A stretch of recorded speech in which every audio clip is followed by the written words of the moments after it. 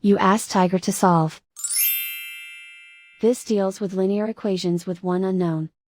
The final result is a equals 5. Let's solve it step by step.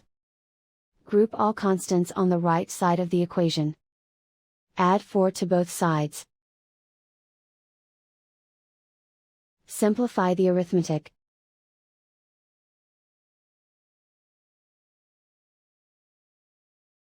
Isolate the u. Divide both sides by 3. Simplify the fraction. Find the greatest common factor of the numerator and denominator. Factor out and cancel the greatest common factor. And so the final result is a equals 5.